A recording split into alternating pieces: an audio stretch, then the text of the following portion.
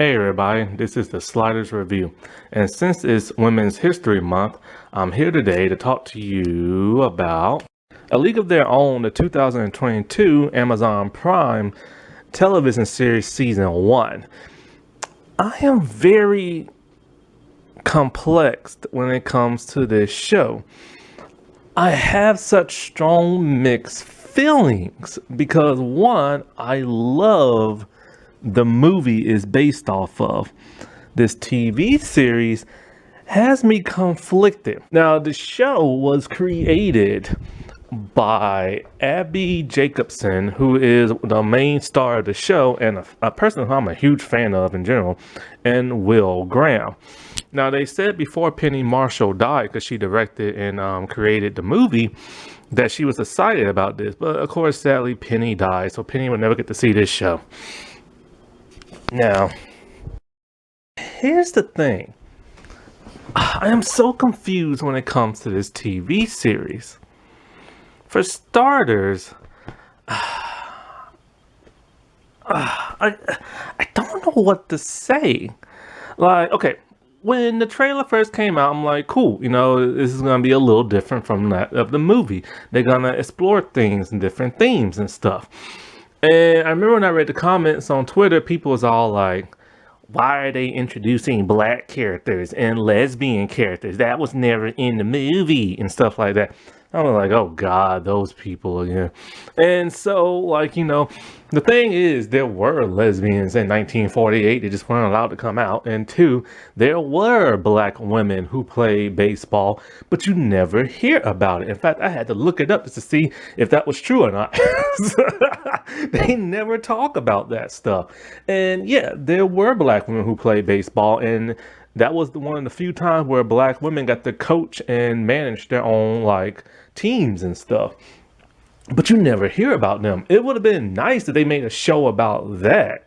You know what I'm saying? Showing what it was like being a black woman playing baseball, owning their own league, and how different it was from whites and stuff. That would have been fascinating. Now, there are elements of kind of like that in here, kind of. Now, the thing that bugs me the most about this is I don't care if there are people of color here. If you ever watch my channel, you know exactly how I am. I'm all for wokeness and stuff. I want more of it in TV shows and movies. They have Jewish people, black people, Hispanic and Cuban people in this show. And, it's very diverse. However, this is set in 1948. So, you're gonna get some of that hatred and stuff like that, but you don't get too much of it in here. But you do get to see some of that racial divide, and that's exactly what the show should have, because they didn't have that in the movie, so that's great to see. Also, like I said before, there were hidden lesbians and stuff back in those days, and they didn't get to show that in the movie. So the fact that they have it here, that's totally cool and everything. If you ever watch my channel, you know how I feel. I'm a big supporter of people who are oppressed and stuff. But here's the problem I'm having with this show. Because they should have called this something completely different. This doesn't feel like a league of their own. But yet it is, because of all the homages they have in this series. When you watch this show, you will see homage after homage after homage. And that's fine, that's cool. Now, here's the thing. I don't really consider this a reboot. I consider this more of a remake. It's a reboot / remake, but more of a remake, because the emphasis on the show isn't necessarily entirely that of baseball.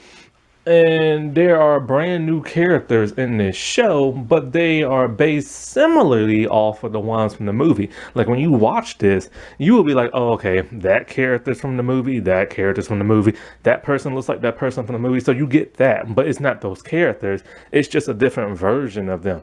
And so I would assume that the show would have went deeper into those character arcs and those different characters on the baseball team, something the movie never did. The movie didn't have time to do the character development and deep dives and stuff like that, emotional journey. And this show doesn't do that either, at least for the team members. There's only about 4, maybe 4.5, 5 people who get some real character development. And one of these people doesn't even care about baseball. And her story is so left field. It's like, what's the point of even telling it? Although I do like her character and I do like her character arc, it just doesn't fit for this show. Actually, you know what? I want to get through the homages first because a lot of them are from like the movie, and so that was cool. They put those in, but like I said before, a lot of them are out of like different contexts, and it doesn't really have the much same weight as some of them do. But before I get into that, yeah, I know I'm a little all over the place, scattered and stuff. I still just can't believe, like, I'm just so confused. I'm just so confused because I don't mind watching stories of people like coming out and their struggles and stuff like that. That makes for some compelling television. But this just wasn't what I was expecting. Like, I am shocked. I am just beyond shocked and sad. I just wanted to watch A League of Their Own because a lot of the homages that are from the show, because of the series and the direction it went in, the context just doesn't make no sense. Ugh. Also, it got on my nerves they use CGI balls.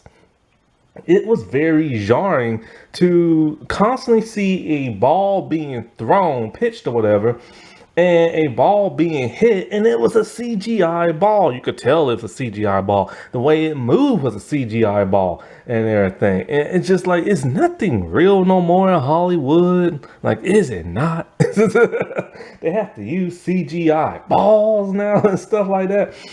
And I remember with the older movie, they use real balls and stuff.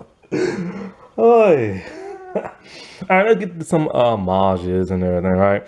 So, we have the train chase scene in the beginning. That was a nice homage. That made me happy to see. However, it's one person instead of two.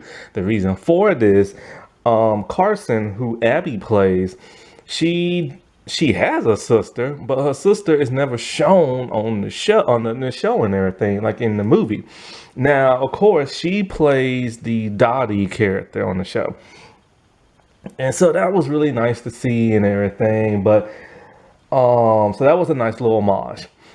Catching the baseball with one hand. So Max does this at the very end of the series in the seventh episode. And I like this. I like the context behind it because you see her journey and everything. And basically, nobody will give her a shot to play baseball, and that's all she really wanted. And so, like, when they throw the ball at her, she catches with one hand to show that, look, man, I got it. You know what I'm saying? So it's better context than that of what the movie shown. The split catch. Now, this character named Maybell, she catches the ball by doing a split. Also, the actress was pregnant during this time. I had no idea. They hit her stomach well. Anyway, she does the split while catching it. This is what Dottie does in the movie. Now, the context behind this is pointless because this is just the tryout. Yeah, it shows she's gifted, but nothing comes of it. Like, nobody hoops, nobody hollers, nobody thinks it's great, nobody puts it in the newspaper. Nothing. In the movie, it's so much better because we know Dottie is like an ace. And so when she does it, it makes her look like phenomenal. And it makes other people jealous, especially Kit. And Kit lives in her shadow and stuff. The guy who like hackles them as they're playing their first game. He hackles them, telling them about how they need to get back in the kitchen and all this other stuff. It ends with the coach going over there. And that's it. We later find out that the coach bribed him to shut his mouth and everything. That loses all coolness from what the movie did. See, in the movie, the dude hackles them, and then the pitcher, she throws the ball and knocks him out. Crying. There's no crying in baseball. I love that line. It's done because the coach is a jerk. He doesn't want to coach women's baseball. And one of the characters, I don't even remember what she did, but she was doing something and she said she has to do something. He's all like, no, or whatever. And she just starts crying. Then the umpire comes over and makes him be a nicer person, but he doesn't. And he gets kicked out of the game. Classic, classic, classic, classic, classic. In the show, once again, I forget what happens, but something happens with one of the girls. And the male coach has now left. He left after the third episode and he never comes back. Yes, that's just baffling.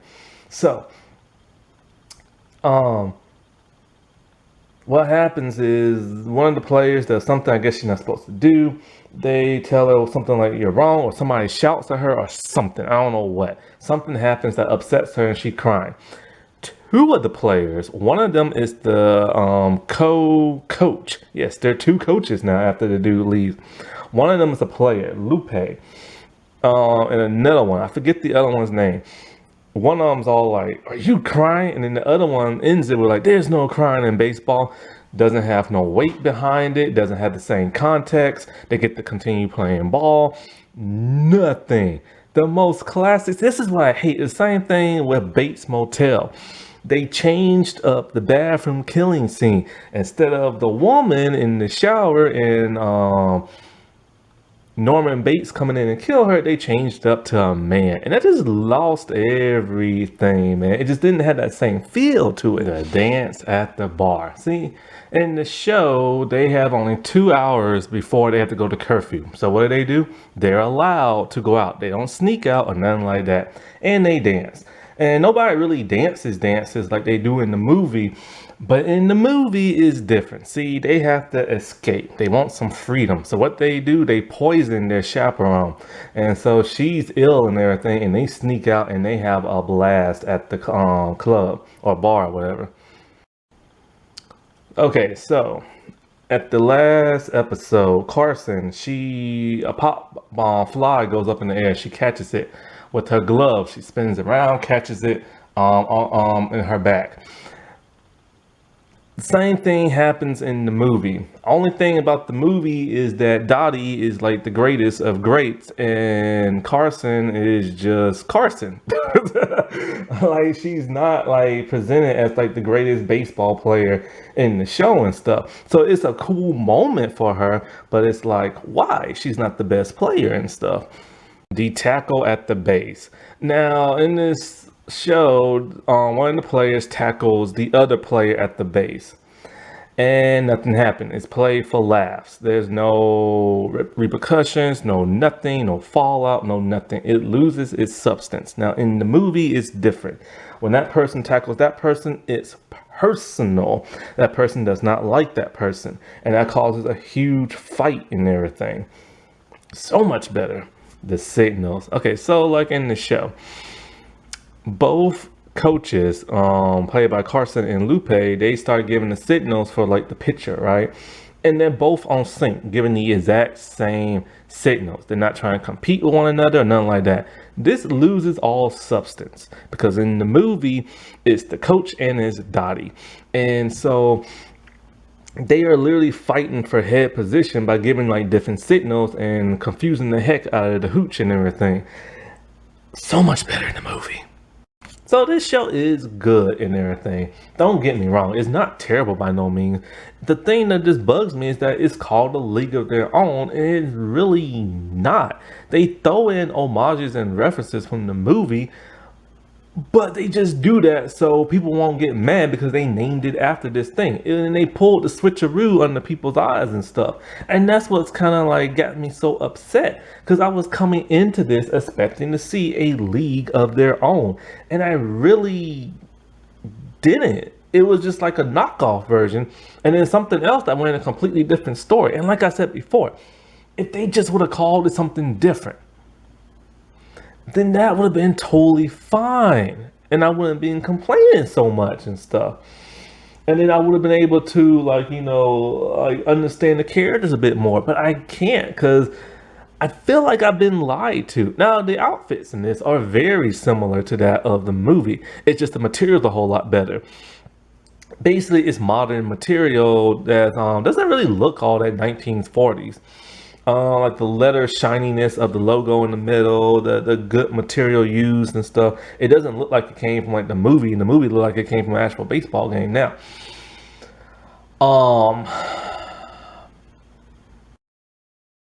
Another homage is the stinky sock reference. In both the movie and the show, there's a character, I think it's a character who really doesn't do much, and that person never changes her socks and everything. I like the context better in the show, because they add more to it and stuff. This is really the only last homage I can really think about. Like, I can't really think of any more. I'm still baffled by what I saw because I was expecting to see a League of Their Own, and I really didn't. Like, I really, really didn't. Like, it's there, but it's not. And like I said before, if this would have been named something else, I would have been totally fine with everything because I wouldn't be expecting nothing, you know. And I would have went into this fresh and new and everything. But anyway, the last homage. One of the characters has to get drafted to another. Now, the reason for this person getting drafted is because she got caught at like a gay bar. And so she got beaten and arrested by the cops. And so the chaperone had to bribe the cops and the newspaper people not to print her name in the newspaper because they do that to so-called protect the public from the menace of like the LGBT. Things were crazy back then. And so because of that, for her own protection, the lady decided to draft her to the other team so like she can live in another like city or state or whatever, so nobody will like come after her and know what happened. This is why she gets drafted. And also she plays in the finals against the other team. She hits a home run, and then so she before she gets to like any of the bases, she slips and she hurts her knee really bad and she can't walk. The umpire's all like, look, you have to go touch every mat with your own power, and you can't have none of your teammates help you. So the other team, her former team, decides to help her. All of them pitch in and help lift her and help her walk to it and stuff. It's a great moment how they helped her out, making them lose and everything.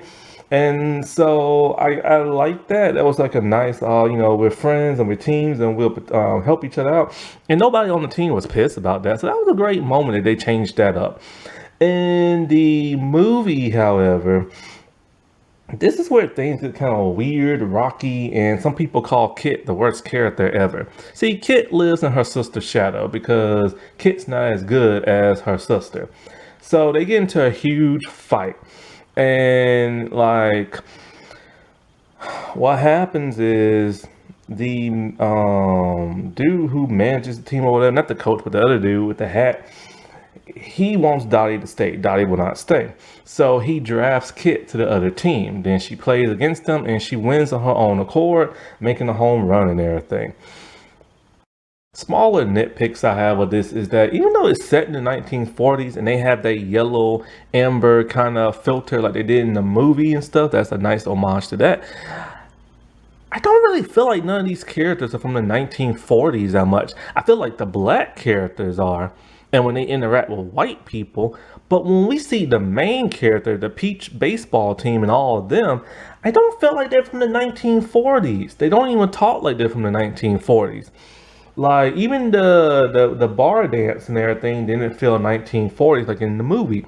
In the movies, people was using strong New York, old school like accents and stuff, and in the TV show they don't. They just use their regular voices, and I'm not getting that feel. It just feels a little modern and stuff.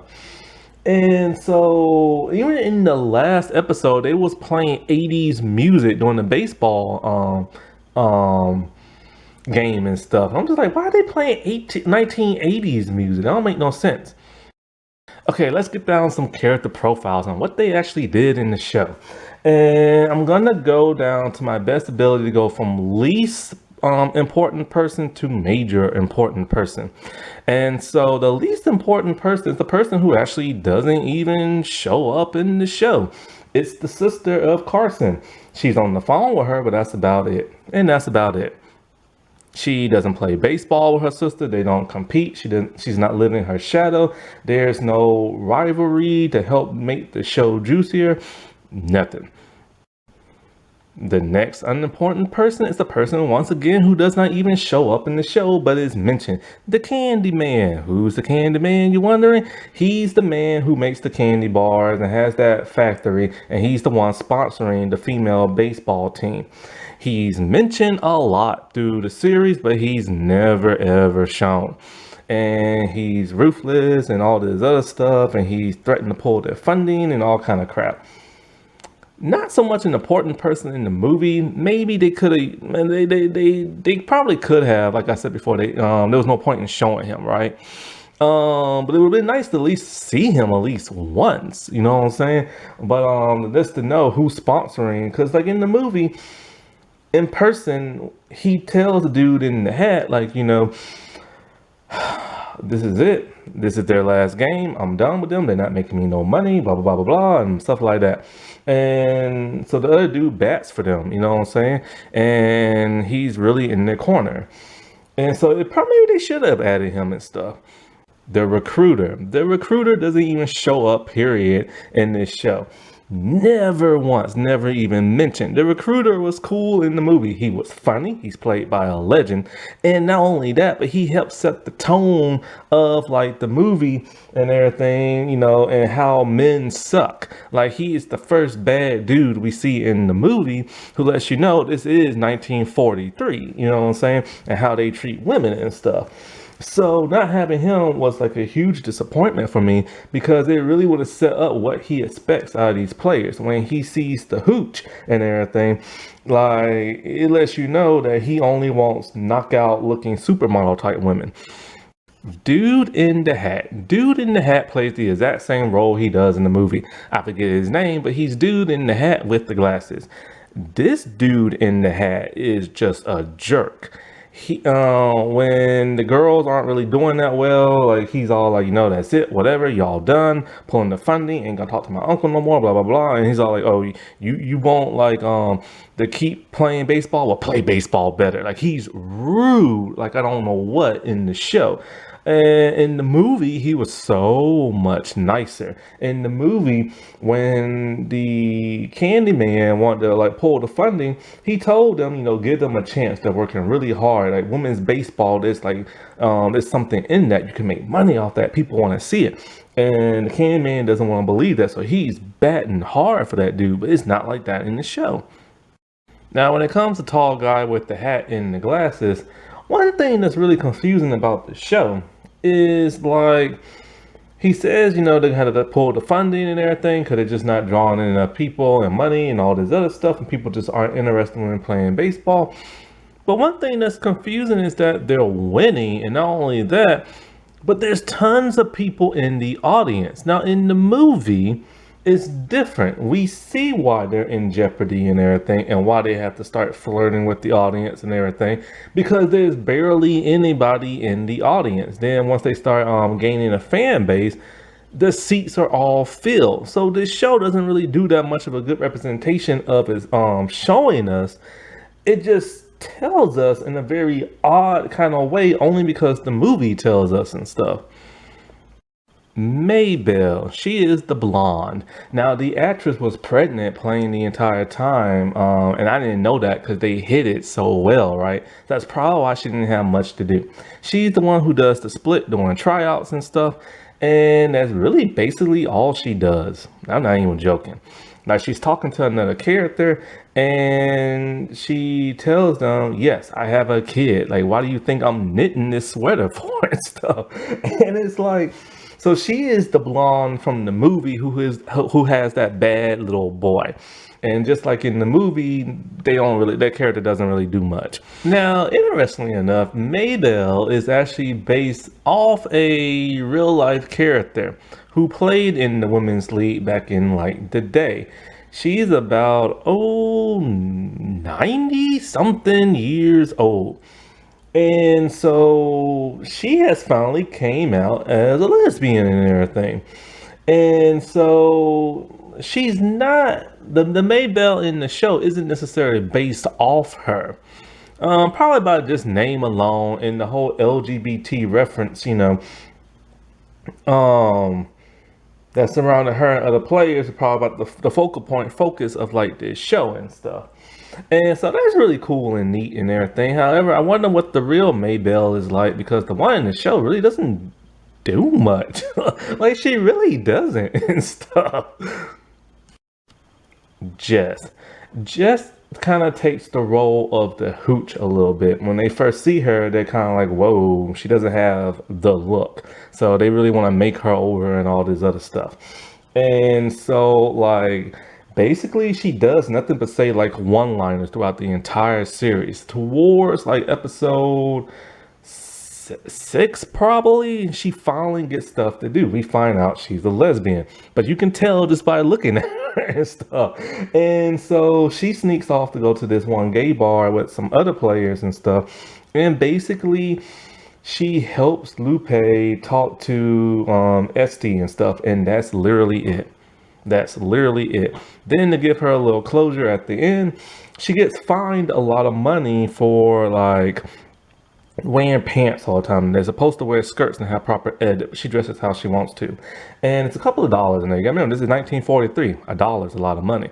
And so, like, the chaperone gives her the money back. She's all like, they said I had to take money from you because you broke the rule, but they didn't say that I had to keep it and I couldn't give it back to you. She said this is the nicest thing anybody's ever done, and that's basically it. Never once throughout the entire series do we see her getting fined for this. Never once has anybody gotten on to her about this. She's literally there just to be there. And that's really sad. She could have used the character development, unlike some other characters in the show that had nothing to do with baseball and stuff. Esty, she is the Cuban girl, and she only speaks Spanish. She's about 19 years old. And so a lot of Cubans actually came over to America to play baseball and stuff. But they mostly went to Florida to play. So this is a little different. And so, like, her role in this show is absolutely nothing. She's just there to look cute. Supposedly she's the fastest runner in the series, but we don't know that until like the sixth episode when she decides to run away from home. See, what happens is because she can't speak English, nobody really talks to her and they don't want to do anything she wants to do. And in Spanish, she keeps telling them, I want to go to the movies, take me to the movies. And nobody will listen to her. Now, there's only one other person who speaks Spanish. That is Lupe and stuff. But Lupe treats her very rudely and shouts at her a lot. And so she decides, you know what, I'm tired. You treat me like you're my mother. And she just bolts and leaves. And so they go looking for her. Well, two of them do. They find her and she just takes off running like really fast. And that's when they say she's the fastest runner, blah, blah, blah. You ain't never going to catch her. It would have been nice to see that throughout the show. You know what I'm saying? But no, they don't do that. And so basically her and Lupe have a heart to heart. And that is it. Like, that is literally it. They could have done so much more with that character and stuff because the movie never had a Cuban person or a Latino person and stuff. Joe is she's kind of similar to the character Rosie O'Donnell played in the movie. In the beginning, first 2-3 episodes, she started sounding like Rosie, but then she dropped the accent. And she kind of looks like her from back in the day, just a tiny bit and stuff. Now, I know this actress from other shows. I know her from the Alienist season 2. I talked about that. Go watch that. Originally, I first knew her because she was supposed to play in the Heathers TV show. But the show never aired after they made it because there was like a tragedy at a high school and everything that cost lives. So they just decided not to show it. Then many years later, I think they finally did on a streaming site. Then she was in some show called Florida something something. It was a terrible show. It's a huge stereotype on people who live in Florida. People from the South don't act like that all the time or act like that, period. It was a huge stereotype. It got canceled after one season. But anyway, she plays Joe. So she has a best friend named Greta, but you'll never know that because her and Greta barely have any screen time together. Greta is like the Madonna character from the movie. And so because those two are never around each other, they really don't have that much chemistry because they rarely have any scenes. But it turns out through some dialogue, you suspect she's a lesbian. Because when Maybelle asks her, well, who do you like to date? And she's like, blondes. And Maybelle's a blonde. So it's kind of like, So then throughout the rest of the show, we keep seeing her wear pants. And then it is revealed when she starts talking to Greta for one of the first times ever. And she tells Greta, don't let this be like the last time. Remember the trouble you got yourself into. And so they start talking, and then Maybelle is not Maybelle, but Joe. I think Joe's all like, I'm tired of hiding. Why can't we just be out in the open? And I think she says that, or Greta, I can't remember. And one of them's all like, you can't do that, blah blah. Because I think it was Greta. She's all like, the world hasn't like changed that much and stuff like that. One of them says that, I can't remember. Other than that, she does absolutely nothing. Supposedly, she is the best hitter on a team, but you never see that because they rarely play baseball. And when they do, it's very fast and very quick. And it doesn't show them playing baseball that much. Then all of a sudden, Carson's all like, hey, I found this like gay bar. We can just be ourselves. And there's like gays and lesbians and people like changing genders and stuff like that. And so she's hesitant and don't really want to go because she's scared and she worried because this is 1943. You know what I'm saying? And so, but they go anyway. They're having a great time until the cops show up. They beat the crap out of her. She is brought back the next morning because nobody knew where she was at. They thought she got away.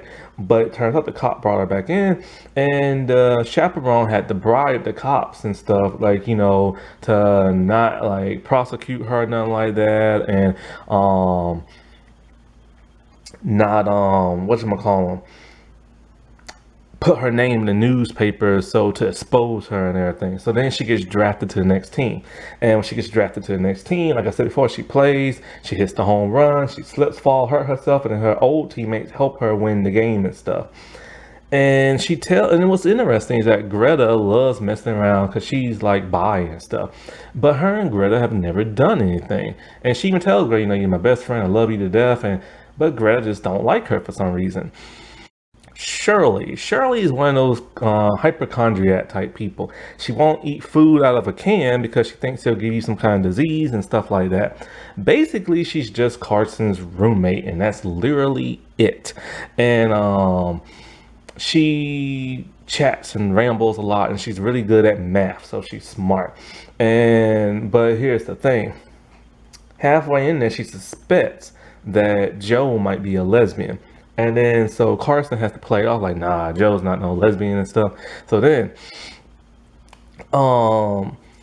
she sees a newspaper. She's like, look, they arrest people who's like this. Now, here's the thing about lesbians. They never use the term lesbian in the show. I have no idea why. They never use the term gay in the show. Once again, I have no idea why. But they use the Q word, which I don't use because it's a slur. And I'm just kind of like, did they even use that word in 1940? Like, I don't know. Like, when did the words become like, because the word gay has been around since the beginning of time, but it meant something completely different back in the day. But when did the term start being used? Because they kept using the Q word like over and over and over and stuff. So basically, when Joe is found out, she tells like, Carson, she's like a bad person and blah, blah, stuff like that. Then she finds out Carson is that way, and she tells Carson that, like, I know your secret. And so Carson pretty much hands it to her and be all like, look, I don't care if you know, blah, blah, blah, but we are nice people and we deserve to live, stuff like that. So in a ways, so she's all, you're the one who's like a hypochondriac and won't even eat canned food. So after that little speech, smackdown, that one little speech, the girl has felt this way her entire life. She has decided, I'm gonna eat canned goods. And then she plants a kiss on Carson's lips and she's all like, oh, thank you, Jesus, I still love men. She's all like, you did nothing for me and everything. I'm just like, what? She's all like, I kissed you and I didn't turn. So I'm like, what the world is that supposed to be about? This is not what happened in 1943. Stuff. It would not have went down like that. And it's just like she just completely turned the script and was like, I don't care no more, and like, like, I accept you. And it's just like, that would never have happened back then. Dove, Coach Dove. This pains me right here. Played by Nick Offerman. You know, Ron Swanson himself from Parks and Rec. He comes in for 3 episodes and that is it. He is the, like, Tom Hanks of the show. Only one difference. He's not a drunk. He's not obnoxious. He doesn't even seem to hate women that much. They completely butchered this character. Not to mention, he was never funny in the show. And this man's funny. I was expecting him to be Ron Swanson. He would have been great if he would have just played that role. But no, he just plays a completely different one. He still doesn't want to really teach women baseball that much. But he does it anyway. But he's a little bit nicer than that of the movie. Just like in the movie, he's hurt and he doesn't play no more. He tries to teach Lupe his some weird fastball thing. Her arm starts messing up. He's all like, she can play. Carson's like, nah, she can't. It causes friction. Then they start like losing their games and stuff. I told you about how he bribed the hackler and stuff. Then all of a sudden he talks to like somebody, right? And next thing you know, he's gone from the whole freaking series. Out of the blue, halfway into the 3rd episode. It's like, where the world did this man go? The chaperone informs them he has left. He got a position teaching men's baseball for the Oreos and stuff. I'm just like, dude. In a way, he made the Tom Hanks character better and worse at the same time. Because the Tom Hanks character was a huge jerk. But then once he sobered up, he started helping the team out and everything. And it's not like this here. And then when he got offered to teach men's baseball, he said, nah, I'm sticking with the women. Redeemed his character in just that matter of moments. But here, what the world, man? Why even bring in a famous person for this role? They could have brought in Joe Blow nobody. You know what I'm saying? The chaperone. The chaperone does a whole lot more in this series than she ever did in the movie and stuff. She's firm, she's tough, but she's not like rude, nasty. And when the coach leaves, she tells them straight up, yo, I don't know how to play baseball. I can't coach y'all and stuff. Now, one thing she does that really irritates me is that, okay, there's a lot of smoking going on in this episode, like a lot of smoking, because it's 1943. Now, it wasn't like that in the movie. You didn't see nobody smoke, but they smoke here. When Carson has to like lead the team and is nervous, she's all like, do you smoke? And she's like, no. She's like, here, take a cigarette. It's good for your nerves. I'm like, are they teaching people to smoke? And like, it's a good thing? Like, why? Like, what if a kid or teenager sees this and they're all like, oh, it's going to calm my nerves? No. Oi. Oi, oi, oi. No. But other than that, she's really cool. And she really helps Carson out a lot to like find her strong voice, but Carson just messes it up, you know. Lupe, she's Hispanic and she plays on the team. Now at first, I thought she might have been a lesbian, but I wasn't really sure. But then it turns out she is. I'll get into that a little bit later. So like, she is the pitcher and everything. And at first she's like pretty nice and everything, and the coach is teaching her the fastball, but she tweaks her shoulder and she's unable to really play. This causes friction between her and Carson. So then after that, she's just rude, nasty, and mean, especially to a lot of people, and especially to Esty and stuff. So her and like Carson, they have to be co-captains and they're coaches and everything, and they're constantly butting heads like a lot, even to the point where they butt heads so much, I think she either gets kicked out of a game or the whole team has to like get kicked out or something like that. And so then all of a sudden she starts sneaking out. And Carson follows her. She goes to like this door in the back alley. I'm all like, I can probably tell what's about to happen. So then Carson goes in, it's just a man there. He's like, you're here to do your taxes. This is a great place to do your taxes. She's all like, I thought my friend walked through here and where'd she disappear to? He's like, oh, you must want the other room. And so then he takes her in there and it's a gay bar. And then so Carson's all like, I know your secret. I'm gonna tell everybody. And so she thinks, so Lupe is freaking out because she thinks that what's the name gonna rat her out. But then because she thinks she's gonna be drafted to another team and trying to like get drafted, right? So then next thing you know, um Joe comes, no, not Joe, Jess comes in. She's all like, look around. And then you see all these gay people and stuff. And then she tells Lupe, don't worry, Carson's cool. She's one of us. and Lupe's like, what? So after this and everything, Lupe actually turns pretty nice and everything, you know? But then there's the whole thing with Esty. Esty has ran away. So when they find her and everything, Jess lets ST drive for the first time, and she doesn't know how, but she's pretty good until she starts speeding up. She takes her eyes off the road, they get into a car wreck. Jess lies and says that there's no spare in the tire. She's gonna go to like a gas station. This gives time for ST and Lupe to talk. And now they're trying to like redeem her character with some niceness, similar to that of like the coach from Tom Hanks from the movie. So Este's all like, why do you always treat me like I'm your kid and everything? And then so Lupe tells her a very sad story. She's all like, when I was your age, I had a baby. I had no husband, nothing like that. But you know, she's a lesbian. So anyway, she's all like, and my parents thought it would be best to take her away from me. And she said, you know what? I just let them have her and stuff. And she's never really seen her daughter since. And she tells Esty, you have my daughter's eyes. So when I look at you, I'm reminded of her. And that was such a sad story and everything. But of course, they only gave it to her to make her a little bit nicer because she was so mean throughout the entire series. But it was nice that they gave her that nice, quiet moment, you know? Greta. I don't like Greta.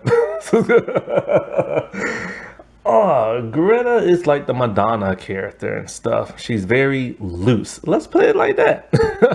So in the early beginnings, every time she's the best friends with Joe. And so it's like the whole Rosie O'Donnell Madonna thing in the movie. Only difference is both of them are lesbians. Well, actually, Greta is bi. And so like when she first talks to Carson, she's just kind of she's giving her the look. So I'm like, okay, I know something's up, right? And so what she does is that she starts talking about Carson's like, you know, what's your husband like, stuff like that. So she tells him, she's all like, aren't you happy to see him? Well, Carson tells her something. She's like, well, you know what? You should write him a letter. She gets Carson's drunk, very drunk. And so Carson tells the complete truth to her husband. And the letter gets like mailed off, right? And she doesn't care. She don't care that she wrecked their marriage and stuff. So then when they're at like the club dancing and stuff, she's all like, hey, I want to take you someplace secret and show you something. So then she kisses her. And this is the first time Carson's ever kissed a woman. So then Carson just like grabs her and kisses her back. Then she makes her stop. She's like, I knew it about you. And then she just leaves like Carson there. Then when Carson sees her again, we see Greta walking with a strange man, a military man. And Carson is just like shocked. She's all like, well, what was that about in like the room when you kissed me and now all of a sudden you're with this dude? So she basically played her and stuff just to have like kicks and giggles. So then the next day they talk and she's all like, you know, it's funner when it's with a married woman and everything because, you know, I could teach her things, she could teach her husband. And so basically what they do the entire series is find a place and they make out. And so they find like this card in the garage and there's a sheet over it and they constantly make out every episode. She is basically wrecking this woman's marriage and she doesn't care. Then when at first Carson wasn't really interested, like I'm not like you, then she is, and then they're like I just want to be friends, and then I don't. So then all of a sudden something happens to Greta on the baseball field and it pisses her off. And so in comes Carson being all nice. So like, I thought you just wanted to be friends and I can't believe you this and I can't believe you that. Giving her crap for no reason and stuff. And she's the one who's playing her and everything. So then when they go on the trip to the monastery, 'cause that's where they have to stay, Carson makes it so they can change roommates because she's roommates with Cheryl and everything, or Shirley, or whatever her name is. And so now they can do it all the time in the room, and they're constantly doing it. They are falling in love with each other. But Greta tells her, you know what? We have to keep this secret. We cannot be out in the open. Duh, it's 1943. But Carson, this is her first time doing this stuff, so she's like, woohoo, and everything, you know? And so she's like, look, I had a friend. We used to do it all the time when we was younger. Then her mom walked in and got caught. And it's not nice when you get caught because, you know, it's 1943. Well, actually, it's before it was 1943. So it was like 1960, 1950 something or something like that. And I'm getting my times wrong. I'm messing up. It's like 1920s and stuff, you know, or 1930s. And so, like, so she doesn't want to come out at all. And then, so at some point, she's all like, you know, let's go to that club. And she's like, no, I don't want to go. We're going to get in trouble, blah, blah, blah, stuff like that. So they go. And then, of course, the cop busted. And then when they hide in the movie theater, Carson tries to hold her hand and she just snatches it away. After all this, at some point, Carson's husband comes back. What's her name gets jealous, and then all of a sudden she tells Carson to get rid of your husband and everything. She does that. I'll get into Carson next. Cause believe it or not, Carson's not even the real main character of the show. You know, she's the Dottie character. And so like whatchamacallit. So then, when Joe gets found out and arrested and all this, she gets scared and she tells Joe, "Look, man, forget that other team. We can just go to like another state, another country. I don't care. It's like me and you, like it's always been." And Joe tells her, "No, I'm tired of hiding and everything. And you know, like." This is who I am. I'm out in the open and blah, blah, blah. And she's like, this is what you always do. She's like, I love you to death. But every time you get scared or almost found out, you just hightail it on out of there to another state. And I'm over here holding your bags and everything. And she's tired of it. So Joe leaves and everything. So this causes Greta to leave, similar to Dottie, but different circumstances. And so Carson tracks her down and tells like, man, like we need you for the team, blah blah, stuff like that. Well, anyways, after the game and everything, this woman comes to her who taught them proper etiquette and is all like, I think you'd be great like a fashion model or some crap like that. So then, you know, she tells Carson, come with me to New York and everything, like, and leave your husband, blah, blah, blah, stuff like that. So Carson was about to, but doesn't. She's like, I can't leave. But they give each other one last kiss, and then, like, it's over. I cannot root for this character. She's worse than the Madonna character and everything. She's almost as bad as Madonna. But Madonna takes the cake because Madonna, whew. And it's like, how can I root for this character, man? I can't. She wrecked a marriage. She's wrecked several marriages so she can have fun and be who she wants to be. Now, I understand that. Like, she wants to just be who she wants to be. But then why does she go around messing with other guys and playing with Carson? Oh, I forgot to mention. A guy asked Greta out. Now, Greta can't go on a date alone with a guy. She has to have a chaperone, but the chaperone couldn't do it. So, who does Greta pick? She picks Carson. And then Shirley wants to go. And so she's there and she's making it very uncomfortable for Carson because Carson is starting to develop feeling. She's literally toying with her. I can't root for an LGBT character or a character alone who's like that. She's terrible and everything. And I don't get that. Clance is the next character. You know what's interesting? I actually like this character. I love her story arc. I felt like her and Matt should have had their own show where both their storylines happen in that show because it was amazing. My only problem with Clance, she doesn't serve nothing to the show in terms of baseball. That's the character I was telling you about early on. She's in the show, and her storyline, is one of the best ones there, but not the best one. Um, it has nothing to do with a league of their own, baseball, or nothing like that. It's completely left field. So anyway, she is the best friend of Max. She's a black woman, and it's 1943. Lord Jesus help them. And so like, she's there for like comedic relief and everything, and she's there for Max. And so Max just wants to try out to play baseball, but they tell her no, because this is all American. She's all like, well, we're pretty all American and everything, born and raised there, but they won't let them because they're black.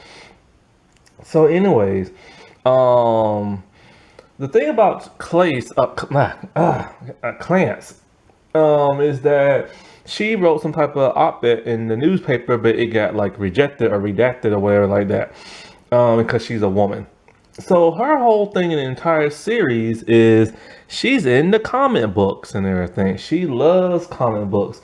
She loves writing for them, and she loves drawing them. And she works for some type of comic book company, or I think she works for like the Black one or something like that. And so she's always drawing, always creating these characters. And that's cool, but it has nothing to do with baseball. So her main thing is her guy named Guy. And so like, she loves him to death. They're like newly married or whatever, and she's looking to get crab meat. This scene kind of goes on for way too long. Way too long. So she goes to get the crab meat from this guy that they're selling from like this black market. He tricks them and gives them prawns. She doesn't want that. So then they go to like this person's house who's having something, and she knows they're gonna have crab cooking. So she's gonna steal it. Only problem is it's already being cooked. So she's upset about that. And then so Max is like, all right, we gotta go down to that one market. She's like, oh no. She's like, even my mama don't go there and everything. No, wait, no. I think she wants to go to that market, but Max don't. She's like, even my mama don't go there because it's all white and they will not serve them. So they go there anyway, and they won't serve them. So they leave disappointed and sad. And she's all like, you know what? I feel like a failure. She's all like, this is supposed to be, it was some kind of event. I don't know what the world it was, but it was something. And she's all like, all she wanted to do was get this crab meat, like, because she kept telling everybody, we're gonna have crab, and now she's not gonna have crab, and she's gonna look like a fool. So that makes Max goes back in there, and once again she's rejected until she sees Carson, and Carson is still worried because what's the name saw her. So anyway, they get the crab meat. And then so she is Max's best friend. They do everything together. When Max is having a hard time with her mom, she helps her out. When Max gets a job at like the white people factory and stuff, later on Clance goes and works with her. And so this causes other black women to start working there and get hired.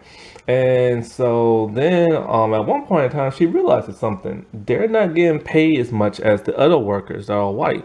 And they basically say, thank you for volunteering. So they get upset and mad about that. And so then there's a big story arc. Something happened in the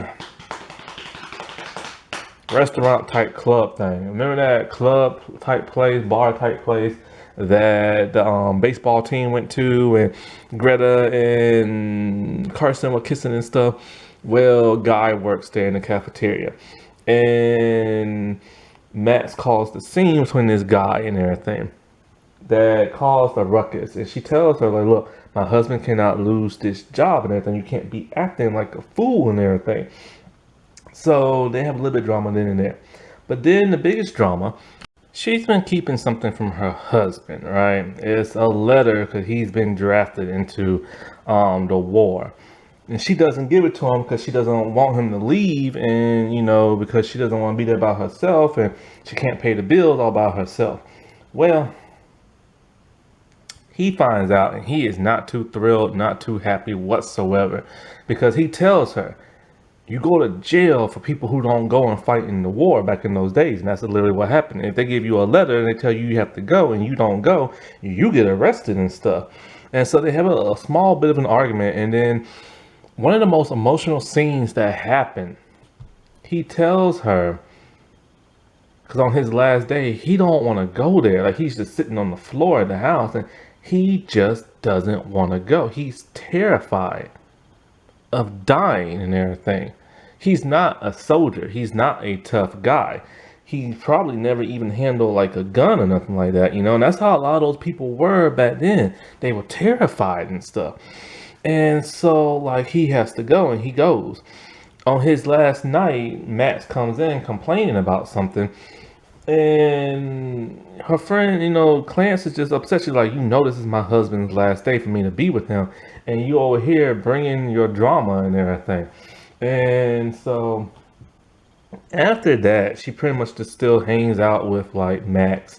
And when Max goes through a transformation, she doesn't notice it.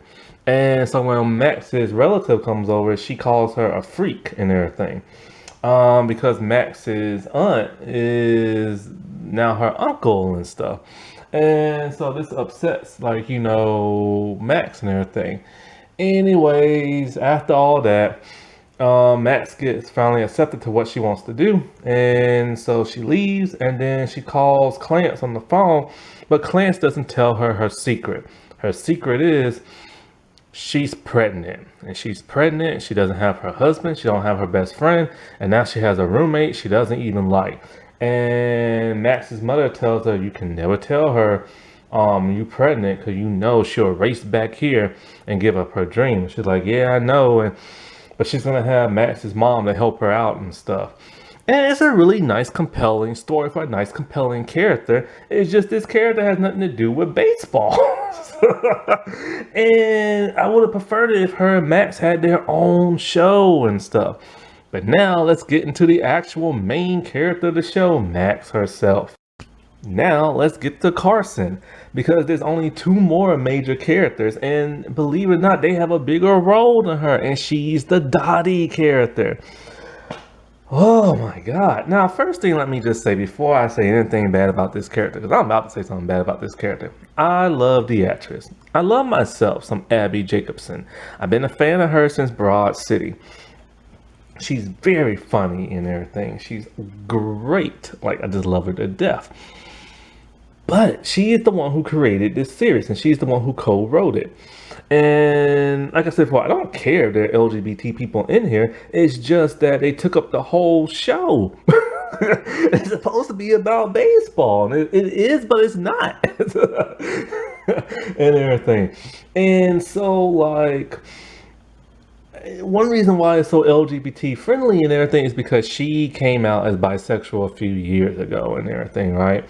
And I kind of suspected a little bit she might have been, but I wasn't 100% sure, you know what I'm saying? But yeah. And so, like, one thing about her that was great on Broad City was her sense of comedic timing.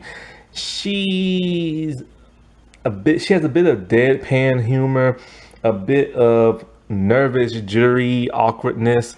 It's great for Broad City. And that's the only thing I've ever seen her in. Then I noticed something. She's exactly the same way in this show. So she just, either she brought that character on over here, or this is just how she is in real life and stuff. I think she just brought the character on over here with the same dialogue, and it just doesn't have that same feel and weight. It's like she's supposed to be this, like she's supposed to be Dottie, and she's not. She's not very confident and stuff. And so, like, when we see her, like I said before, we see her running to the train. It's a pretty funny bit and everything that happens. We know why she's running. She's trying to make it and everything, but we don't know exactly why, because no recruiter came to see her, like in the Dottie in the movie. Also, she has a sister, but her sister never shows up in the show. She's also a farm girl who works on the farm, just like Dottie, but you wouldn't notice because you never see it. They just tell us all the time, and we need to see that. Like, don't tell us she's a farm. You could say she's an astronaut, and we'll believe it, and everything. Even though, you know, it was 1943 and all that stuff wasn't really happening, so you know what I'm saying. But, like, I don't know, you could say she's a wizard or a witch, and we'll believe it because we don't get to see it. And so, like I said before, she gets there and she's talking to Greta. and they're talking about Carson's husband. And we can sense that something's not right. So Carson just tells her, she's afraid that when her husband gets back from the war, he's gonna make her stop playing baseball and stuff. We don't notice, it's just what she feels. He wrote her a letter before she left. She didn't read it because she was afraid he might be coming home and she don't want him to come home. So then it's kind of like, well, is he a bad person or something? It doesn't make no sense. So then, they go to like that club party thing. And then that's when Greta kisses her that I mentioned and stuff. She's very shocked and surprised, but then she kisses her back, and then that's when Greta like plays her, and then she gets upset and jealous when she walks off with that guy. Now, the person who caught them kissing was Max. I'll get into Max a little bit later. And so she's nice every time she sees Max just popping in and out of town because she's afraid Max might rat her out. So anyway,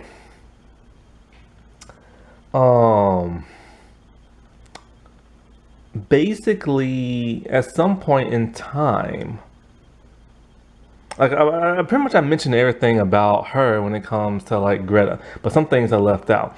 So at some point in time, her husband calls. He bribed somebody to call her because he wasn't supposed to.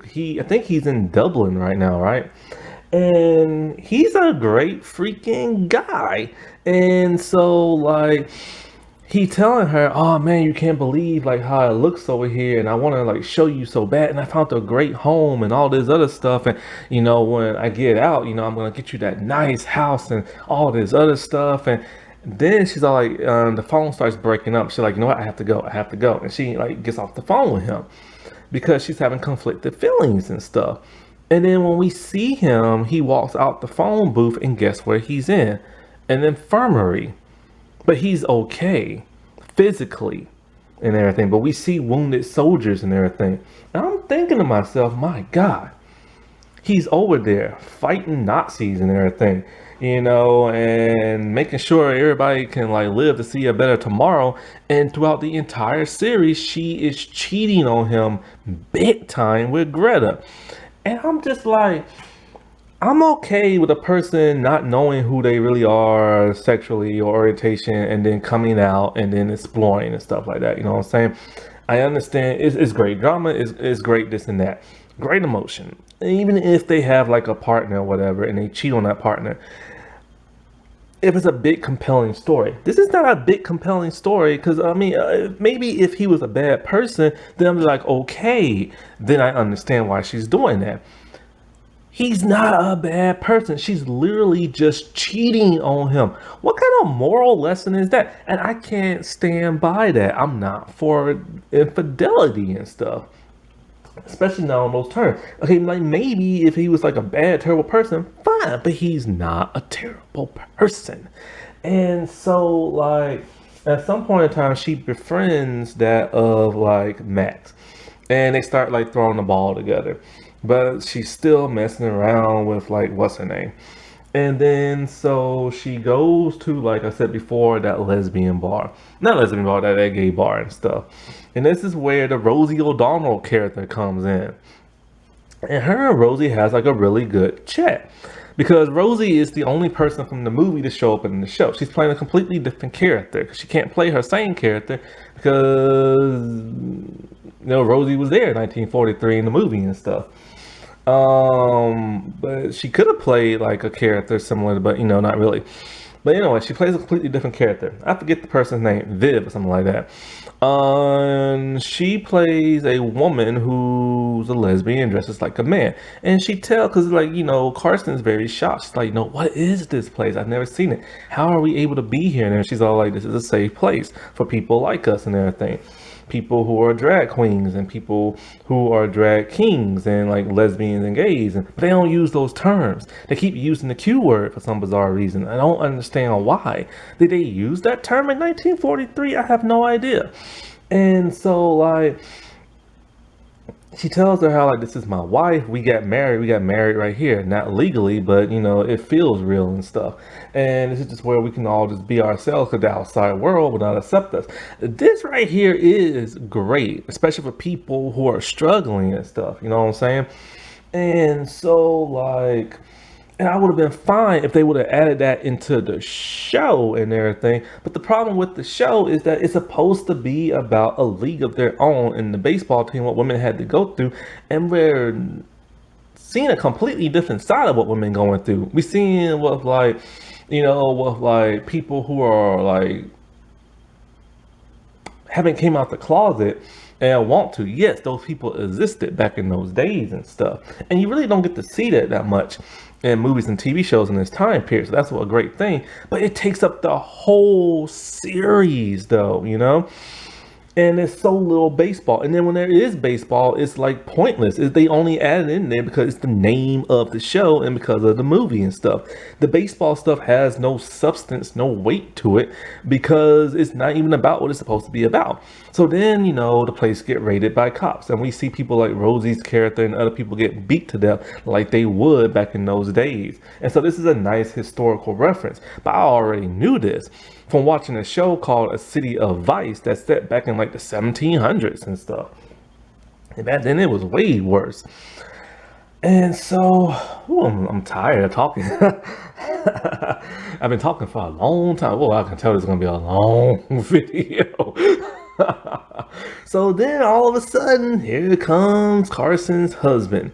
And guess what? He's still a nice guy and everything. He can see something is up between him and like Greta, but he can't tell because she keeps giving him a weird look. So then him and Carson get like a hotel together and he starts talking about this and that. And she's trying to come out, but not really. And they're working on their marriage and everything because she like he's great, like he is just great. But then he orders for her like a man would back in those days, and he orders her scrambled eggs. And she's like, "No, I want them over easy or whatever you call it." So he's kind of like, "Oh, you." So when he said it like that, he's like, "Oh, you don't eat scrambled eggs no more. You like kind of changed." And but he's picking up on stuff. Why? She asked him, "Did you ever get my letter?" The letter she wrote when she was drunk, explaining about how she wants like kind of like not happy in the marriage. He lied and said he never got it.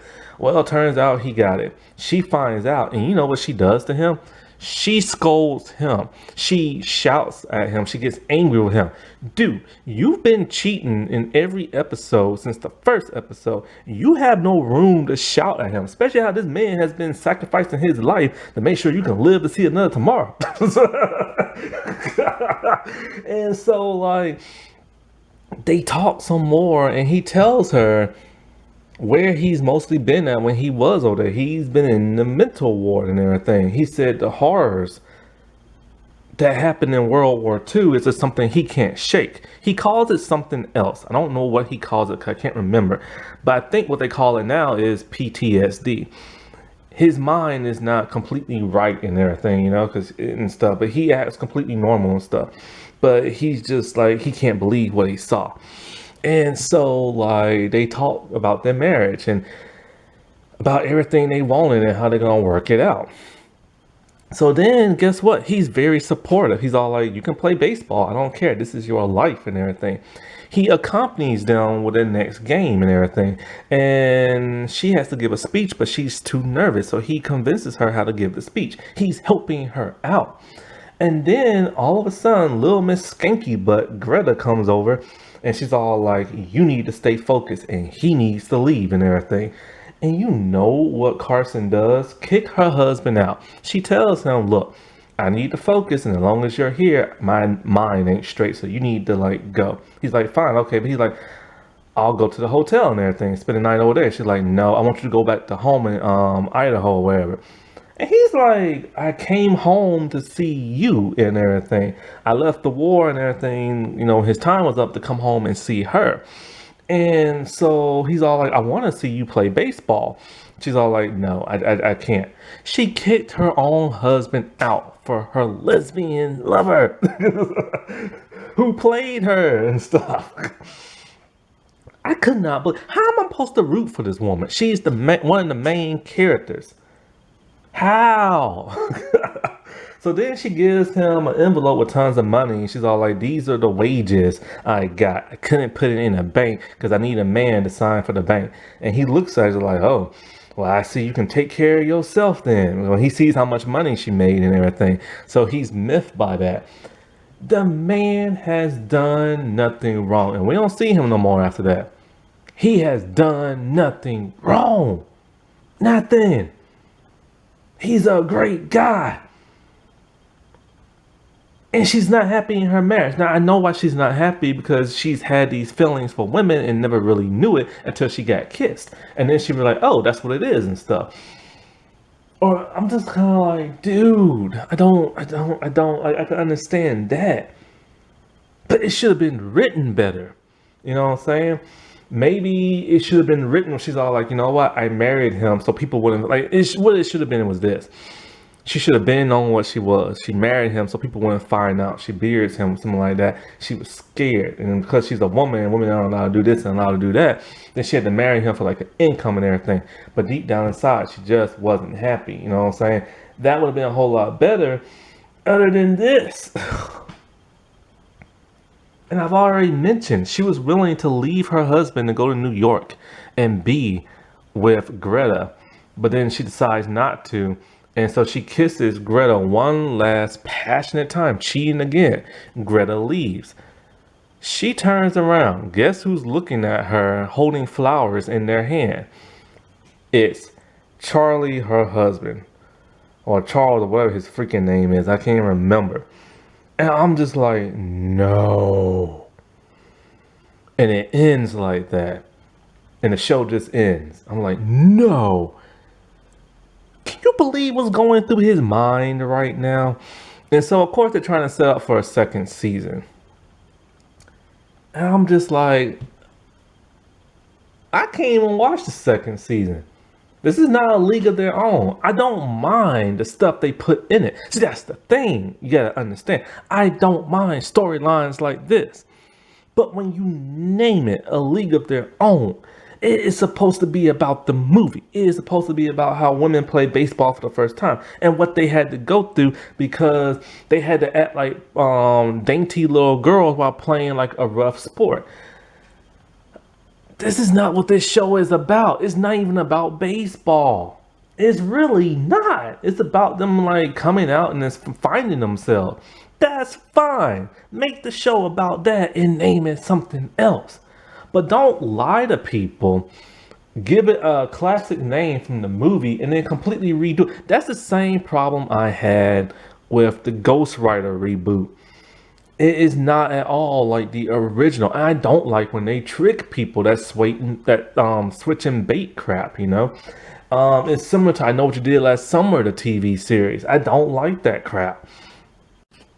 Max is short for Maxine, and this caused a little bit of controversy, of course, on Twitter, because people saw like a black character and all like, there were no black people, no black women playing baseball around in town, and stuff like that. But they actually were. It was not very common and stuff. But then when it was, they were allowed to manage their own team and be their own coach, and it was the first time a black woman had that type of power. Why couldn't the show be about that? Why can't they make a show about like a black female baseball league or something like that? You know what I'm saying? And cause I never heard of that before and stuff. I never knew that was a thing. And so like that would have been more interesting. So we learn from Max straight up. She's watching guys play baseball. She wants to throw. They won't let her pitch, try out, nothing like that. She can't join the Peaches and stuff because she's not a white woman, which is weird because they allow Cubans and Hispanics and Jewish people to join, but not black. To be a black person back in those times, how it sucked. So anyway, no, for real, it sucked. Like it's just terrible. And so anyway, she's determined to be a baseball player. She loves baseball to death. And so she goes on quite the journey in this show. And so when she's like, because she tells them, like, I'm all American and everything. I was born here, and they still won't let her try out. So then she goes back to her mom's salon. Her mom is excited. She's all like, you know what, baby, when I die, this place is gonna be yours. But Max don't want it. She don't want to do people's hair. And so we learn from her straight up is that she doesn't like getting her hair done. She never gets her hair done. She doesn't like doing her nails. And all these guys like her, but she's just not interested in them. When I thought about that, I'm just like, she must be a lesbian. Or a tomboy or something like that. But she's probably a lesbian because this show is supposed to be LGBT friendly and stuff. And so I'm like, she probably is a lesbian, but I don't know yet. So we're going to keep watching. So watching, and so like I said before, she is determined to play baseball. Her mom does not want her to play baseball. Her mom is very strict and everything. Her dad's nice and everything. And so like she says she can throw real good. She threw for the Peaches, and Carson saw her throw and stuff like that. She sees Carson kissing Greta and everything. And so, like, she tells him, no, I'm not going to say nothing, nothing like that. And so, there is a guy that likes her on the show. I think his name is Gary. And so she finds out that the factory is hiring women and everything. And if you work for the factory, you can play on the baseball team, the men's baseball team.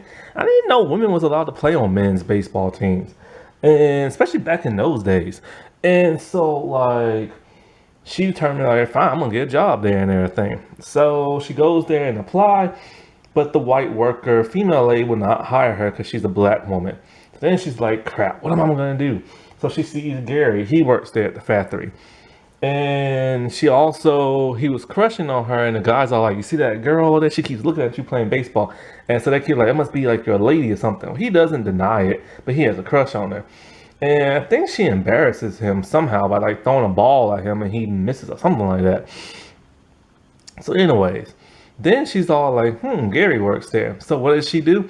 She flirts with him a little bit. She's all like, can you put my name on the list so I can work there? He's all like, well, they're gonna see you ain't no old man when you show up there looking the way you do with breasts. And she's all like, well, just put Max down there, they won't know, and I'll wear a hat. And he tells her straight up, like, no, you can cost me my job and everything.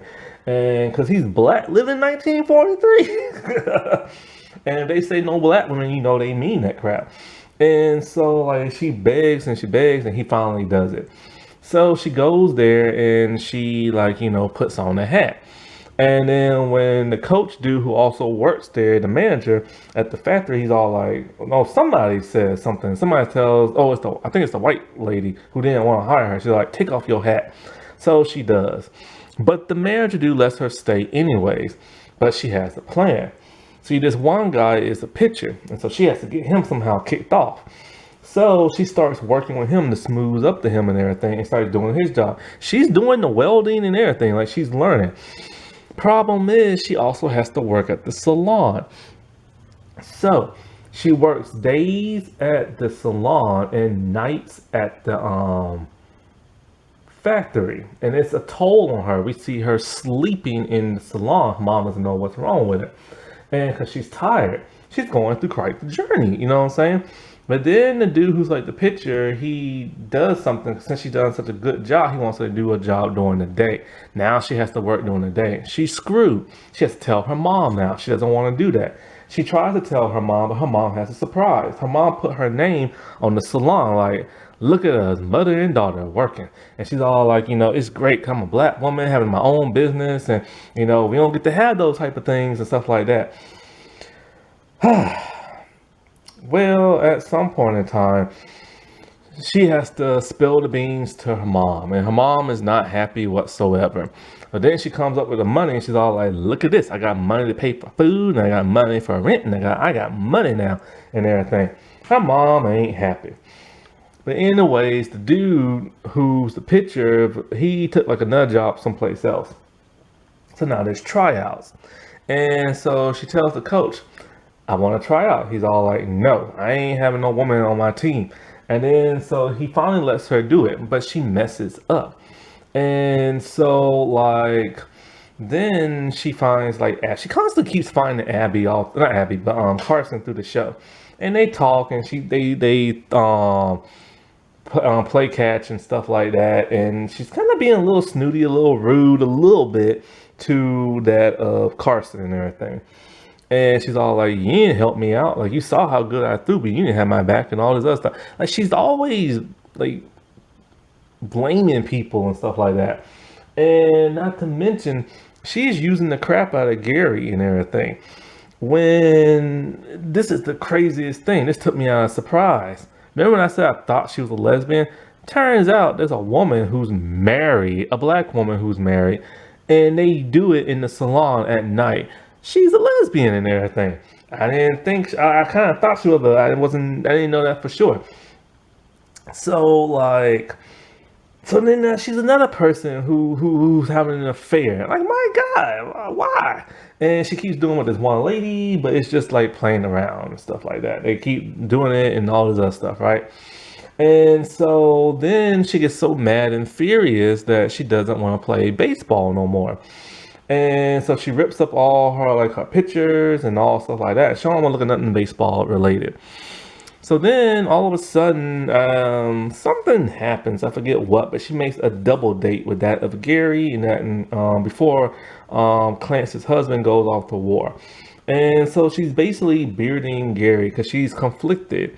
It's like she knows she's a lesbian, but then she trying to like guys at the same time. So it's one of those story arcs and everything, right?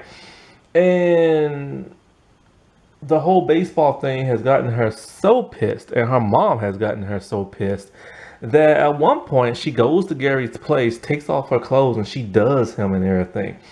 And so then she sees the baseball stuff on the wall. She's like, I can't look at that. So then she turns around and does the other position and stuff.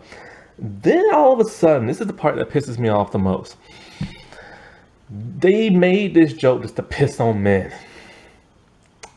Gary, let's say he exploded within about 10, 20, 30 seconds, right? About 10 or 20, because it didn't really last that long. After he does that, he has a big smile on his face, he looks tired, and he goes to sleep.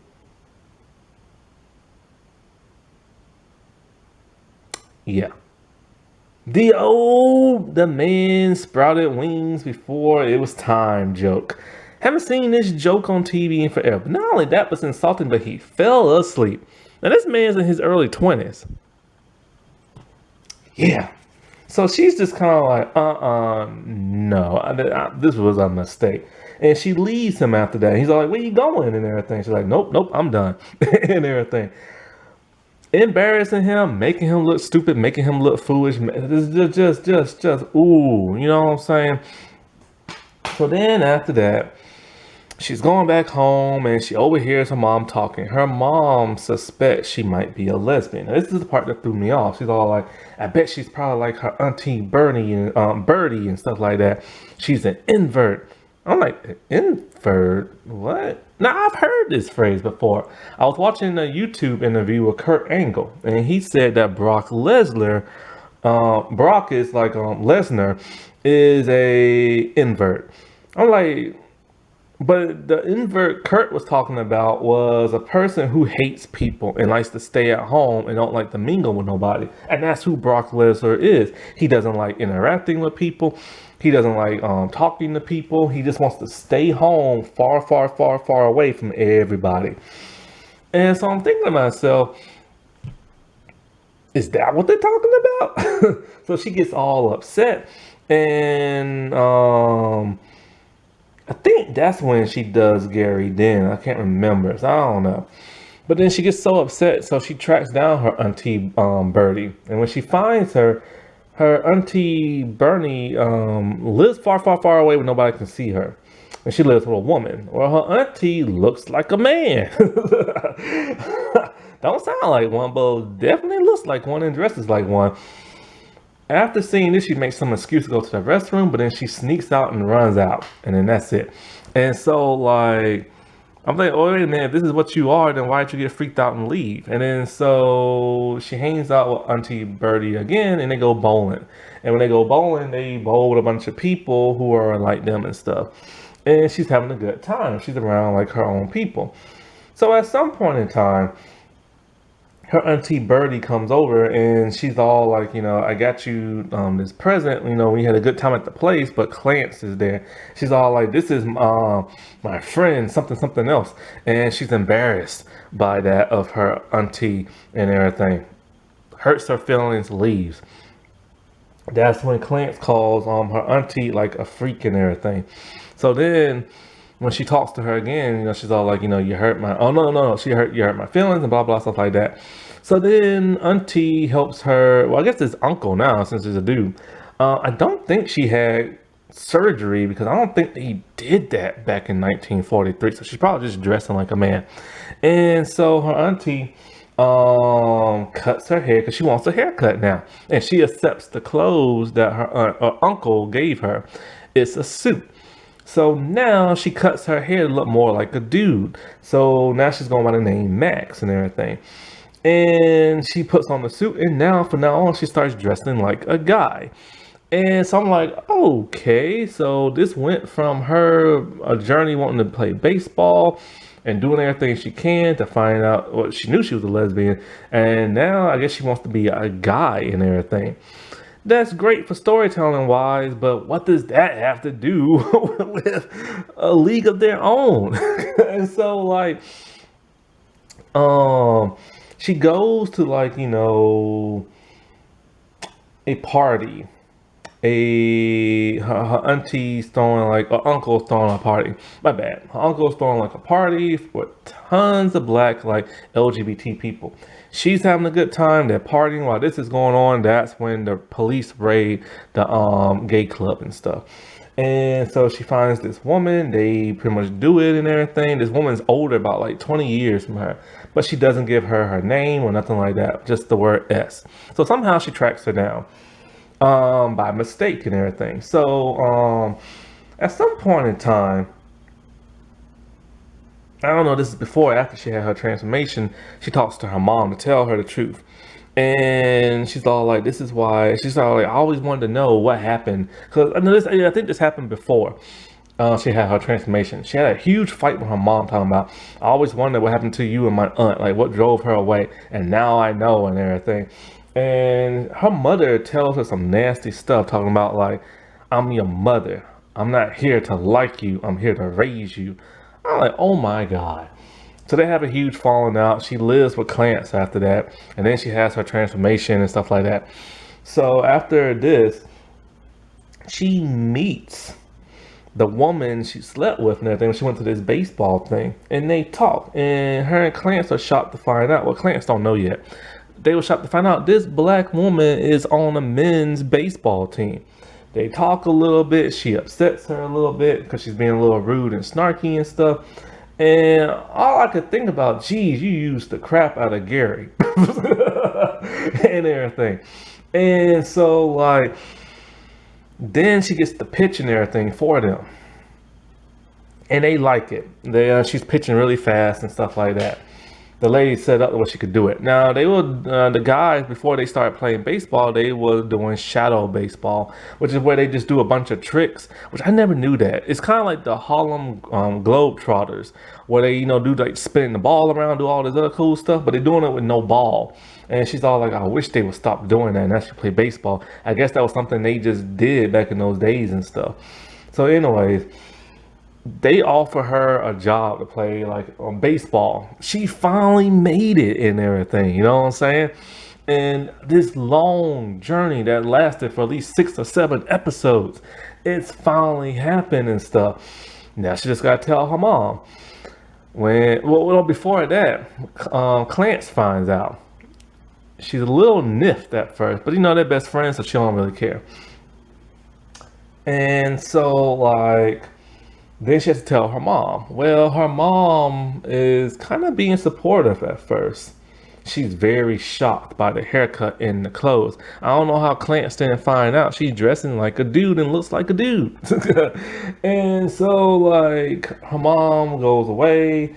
Tomorrow, she just can't take it, so she goes and talks to her. Her mom's all like, I want to show you about your my mother's side of the family and everything, how they came from Florida with nothing and they still became nothing. She tells her, being a black woman in these times, it's hard to have your own business, and she wants her to still work at the hair salon place. They have a falling out, and she leaves. She's going to play baseball. Her uncle goes to her mom's house, and her mom's all like, I don't care the way you dress, blah blah, stuff like that. You left me and everything. And so they have a huge heart to heart, where her mom now finally accepts her. It would have been nice if her daughter knew that, but she doesn't. She goes, catches like her train to where she has to go and plays baseball.